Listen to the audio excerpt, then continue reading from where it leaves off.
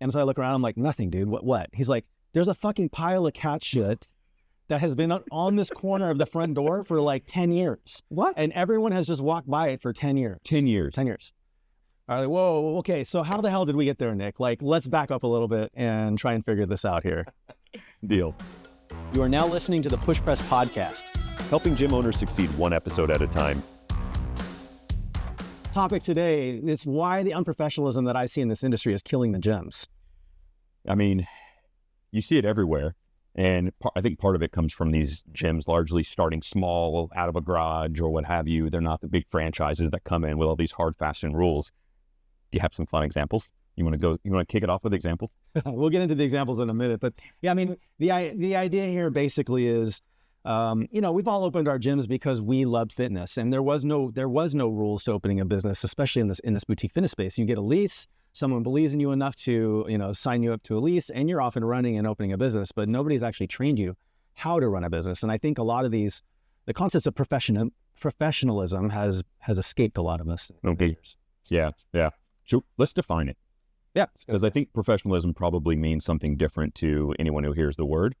In the Marine Corps, a big part of what we would say is like it's responsibility, it's integrity. They tried to say, the majority of it is your core values and living through them is an example of, professionalism, right? So accountability, excellence. So they would really hone in on the little things and the way that you acted. Did you open the door for people? It was always, what's the saying? A gentleman should never, or a man should never be rude on accident. Oh, wow. Only by design. Only by design. Interesting. Yeah. Is that a military thing? I don't think I heard that in the military. Okay. Maybe. I maybe heard it in the military, but I don't think it came from the military. I've never heard of that. Yeah. Okay, and so why do you think it's important for us to be professional? Oh my gosh. I mean, there's so many things that when you see it, it's like, once you see it, you can't unsee it. And I feel like the minute you go into a business or anywhere else and it's like, oh, they got their crap together. Like you're seeing everything looks good, but then the minute you see something off, right? You hear a coach drop an F-bomb to another member or to another coach or something, it's like you're scarred for forever. If that's not what you expect. Correct. I mean, in some gyms, that's totally acceptable, right? And that could be their version of professional. And I guess there's just one way to look at it that I just can't had the epiphany of as you were speaking is there's professional that is a baseline expectation, and then there's professionalism that's above and beyond. And I think that's something worth talking about, right? Like the basic expectation is your gym's clean, right? Yep, baseline. Like you don't walk in and you're not berated by somebody, or it doesn't seem like there's the mental health issues happening inside the gym, just basic professionalisms. And then there's stuff where somebody wouldn't expect it, where it's, maybe someone comes out and holds the door open for them when they walk in, right? Something that is like above and beyond. So some of the stuff that's baseline, calling members by name. Yeah. Great to see you this morning, Dan. You know what? I think in many industries, that is actually above and beyond. Like when I go to my coffee shop and they say, good morning, Dan, to me, I'm like, oh shit. Like it caught you off guard? Yeah. But I think in the gyms that we all run, that is baseline. Community-based fitness versus transactional coffee shop, maybe. Correct, yeah. Maybe that's what it ties to, right? Yeah. Like if it feels transactional, it's not expected. Mm-hmm. So what are some other good baseline ones? I think the gym being clean should be. Yep. Unfortunately, I don't think it always is, but in my opinion, it should be. I agree. Right? It's a place of health. It's a place of wellness. People's faces are by the ground. Yeah, you're doing freaking burpees, and then you get up and everything, your hands are black and everything else from getting on the stall mats. Yeah. So those should be some of the baseline ones. What are some of the, what'd you call them? The unexpected ones. The unexpected ones. The unexpected ones include things like holding the door open for people, reaching out to them on their birthdays when, it's the things that people do not expect the business to do. And I think one way to frame this is, you can think of it this way. It's like the things that are expected of you are what you only can lose if you don't do them. Right. You cannot win. And what you lose is trust, right? And the things that are not expected of you are things that you can only win by doing them, but you don't lose if you don't do them. So they actually gain you goodwill. So you can think of it in trust loss, goodwill gain. Yep. Right. Yep. So ultimately, if you remember from, we did the trust building is a matter of making consistent, frequent, repeatable deposits, right? Yes. And how you lose trust is by not doing the things that are expected frequently as well, right? So I show up late. I was expected to be here on time. You lose trust. Well, showing up late to coach a class, letting a class run long, that's supposed to end on the hour. Correct. All of those are little chipping away at that trust, and they also show a lack of professionalism. And you can't run an on-time class. And then again, this is cool because I'm actually kind of learning something here doing this, is on the flip side of that, you do not get credit for showing up on time. No. You don't get credit for showing up early with anybody. Nope. You know what I mean? Like, it's just your job, do it. Exactly. Yeah. Exactly. And you lose credit, no matter how big it is, or no matter how small it is. You may think, oh, I was only 1 minute late. You may as well have been 10 minutes late, because someone is looking at their watch going like, come on, we're supposed to be starting now. Yeah. And it's giving them anxiety. Exactly. Right? Yes. Yes, exactly. And another way to look at trust or professionalism in general is, and why are we all in business? We're here to serve our clients and hopefully earn revenue enough to make a living from. Being unprofessional just creates unnecessary friction in business. And like, your job as a business owner should be remove friction at every point that you can. Yeah, I don't know a single time that I've ever wanted to go and pay someone money and I felt as if like, man, this person is a complete ass and I don't like the way that they treat others, that they don't live with integrity. Let me just give them my money. I didn't, like, never once. It's actually only ever been the inverse, where it's been like, oh, they might have a decent service. I won't pay them if you are not a professional. You're violating trust. Yeah, they're not professional. And on the flip side of that, someone could have a mediocre service at best, but be very professional, be very respectful, be very courteous, right? Yep. And what are you going to end up doing? You're not going to pay them. You might be telling your friends to go pay them, right? The referability is on the flip side of that, right? Yep. So there's also something interesting with like being able to just have a conversation with someone. If you know that they will treat you respectfully, which I think is part of professionalism, and going up and saying like, hey, Dan, I want to talk to you. I would love for you to help me out with my nutrition. It's a little bit of a ballsy conversation, right? You got to kind of build up to, you're going to ask someone for help, or a lot of vulnerability there. A lot of vulnerability there. Why in the world would I go and ask someone about that if I don't trust them, believe in them, think that they're a professional and they can deliver the service, right? So I just don't see how people can actually do any type of growth in their business unless they, be the consummate professional. It's like all around, all the time, 24 hours a day, 7 days a week. It needs to come out of every pore of your body, right? So let's actually dig into this, because I guarantee you every single person listening to this right now, and that means you, is watching this and going like, yeah, all the other gym owners are so unprofessional, F them, it's not me, right? But let's dig into this. Let's give some examples. And let's go through we came up with a top 5 list of the unprofessional things that we see in gyms. And I'll let you go with the first one because I want to do the second one. Okay. My first one is sweaty, stinky shirts.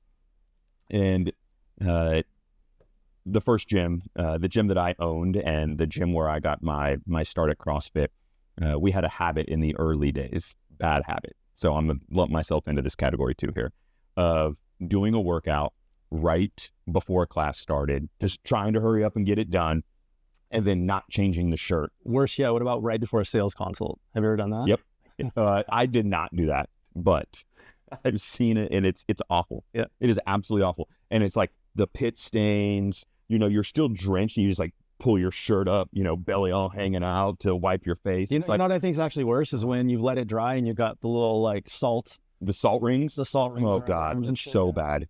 Bring a change of shirt. Yeah, please bring a change of shirt and some deodorant, for Christ. Especially if you're doing a sales consult. All right, for symbols of unprofessionalism, number 2, this is actually this is a professional reference or personal reference as well. This is my gym. And I will actually give myself some leeway in saying the fact that when you go to a place every single day, you get comfortable with it. Like, you get comfortable with the pile of stuff in the corner that you just start looking past it, right? It's like your nose, like, what is it, nose blind? And yeah, you just don't smell the smell anymore. Exactly. Right? Yeah, you've been around it too much. You don't see it. You don't smell it. Whatever. So Chris McConaughey, actually, he made me go through this process of like, let's leave the gym, let's get in the car and let's drive up and let's just pretend we have never been here before. Okay. And so I'm like, cool, let's do it. And then so we drive in and it's like, we drive up and there's like, hazard cones kind of tipped over in the parking lot. There's like a whole bunch of like leaves that were kind of like cluttered up everywhere. It's like, there's all stuff I've driven by every day, right? We park, we walk in, and this like the signage we had in the front corner was like peeling off. So you can kind of see inside the thing, but it was like, it was like sun weathered and peeling off. We walk around the corner to the front door and he's like, stop. And I'm like, well, what? Okay. He's like, what do you see? And I'm like, front door. He's like, no, look around and what do you see? And so I look around, I'm like, nothing, dude. What? He's like, there's a fucking pile of cat shit that has been on this corner of the front door for like 10 years. What? And everyone has just walked by it for 10 years. 10 years. 10 years. Well, it was probably realistically like 7. Yeah. It was, the point is like, oh my God. It had been multiple years. It was just sitting in the corner, like, the corner of the gardening thing. And it was sitting there for 10 years. And he's like, this is the first thing everyone sees when they open the door is there's a fucking pile of petrified cat shit. And no one's ever picked it up. No one's ever said anything. Everyone's just walked by it. But he's like, every single new person that comes in this door sees that. Yes. Pile of cat shit. Oh my God. So to me now, that's the reference of like, what is the thing you're walking past every day that is just this steaming lump of petrified cat shit? Petrified cat shit. Yes. Oh my God. I don't know that we can top that one with any of the rest of these. That is incredible. Busted IKEA cabinets. Oh yeah, I think see those everywhere. Every gym has like we're gonna get the IKEA cabinets. What are they? Those the black, 4x4. Yep. Ours were red because it matched the gym colors at the time. They were not Billy's, but yes, that IKEA the grid cabinet. Everyone's gonna put their shoes in it. It's gonna look great. It never looks great. It always falls apart. The wood is porous and terrible. It's that veneer that cracks. And then what happens is like Sally from 8 years ago has left her stinky running shoes in there that no one wants to touch, but they've been there for 8 years. Yeah, that's a tough one. Let's go to number 4, which is one that I've picked on 100 times over all the years. A really big pet peeve of mine, which is your stupid Gmail account, right?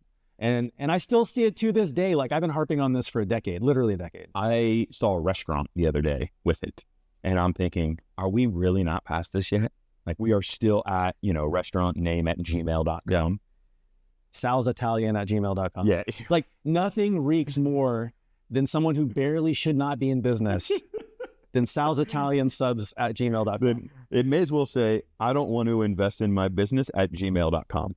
$7 is too much a month at gmail.com. So, hey, look, if you have a gmail.com, I am picking on you, but it's easy to clean up. And I just think it's just like the 10-year petrified cat shit. Like you don't think about it because it's not in front of you, but every day someone sees that email address and they're like, I don't know if I should go with this company because when I email MyFitnessPro 2004 at AOL.com, it doesn't feel as professional as when I'm, emailing Dan at gymname.com. There's a trust factor that has to go into any buying decision. Mm-hmm.